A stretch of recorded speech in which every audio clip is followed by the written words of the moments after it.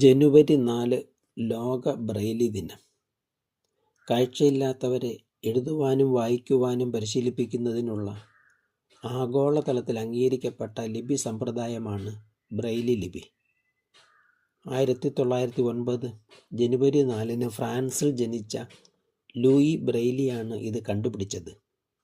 അദ്ദേഹത്തിൻ്റെ നാമത്തിൽ തന്നെ ആ ലിപി സമ്പ്രദായം അറിയപ്പെടുകയും ചെയ്തു. അദ്ദേഹത്തിൻ്റെ ജന്മദിനമായ ജനുവരി 4 ലോക ബ്രെയിലി ദിനമായി ആചരിക്കുന്നു. ലൂണ 1 ഭ്രമണപഥത്തിൽ എത്തിയ ദിനം.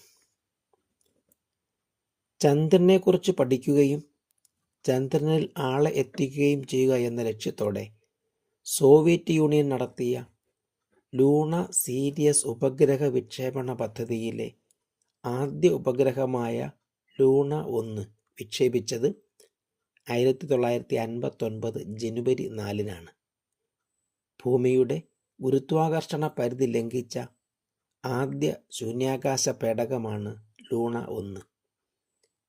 ഇതിന് ലക്ഷ്യത്തിലെത്താൻ കഴിഞ്ഞില്ല.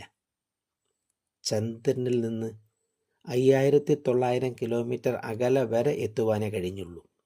എങ്കിലും ഭാവി ഗവേഷണങ്ങൾക്കും ഗവേഷണ വിജയങ്ങൾക്കും ഇത് ഊർജവും ഉത്തേജനവുമായി. ഐസക് പിറ്റ്മാൻ ജന്മദിനം.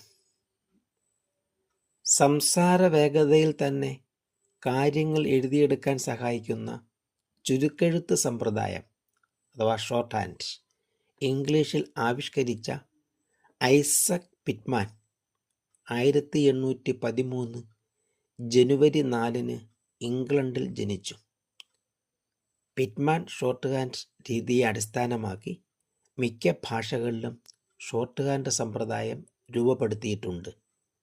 ആധുനിക കാലത്ത് ഡിജിറ്റൽ റെക്കോർഡറുകൾ ഉണ്ടെങ്കിലും കോടതി നടപടികൾ, പാർലമെൻറ്റ് നടപടികൾ ഇവ രേഖപ്പെടുത്തുന്നതിന് ഇപ്പോഴും പിറ്റ്മാൻ ഷോർട്ട് ഹാൻഡ് ഉപയോഗിക്കുന്നു. T.S. എലിയറ്റ് ചരമദിനം. ലോകപ്രശസ്ത ആംഗ്ലോ അമേരിക്കൻ കവിയും നാടകകൃത്തും സാഹിത്യ നിരൂപകനുമാണ് തോമസ് സ്റ്റേൻസ് എലിയറ്റ് എന്ന T.S. എലിയറ്റ്.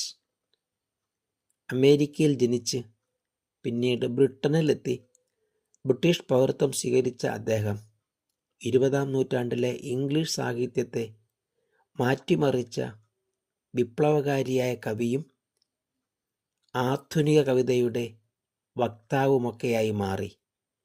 അദ്ദേഹത്തിൻ്റെ ഏറ്റവും പ്രധാന കൃതിയായ ദ വേസ്റ്റ് ലാൻഡ് എന്ന കാവ്യം ആധുനിക ലോക സാഹിത്യത്തിലെ ഏറ്റവും പ്രധാനപ്പെട്ട കൃതികളിൽ ഒന്നായി കണക്കാക്കപ്പെടുന്നു.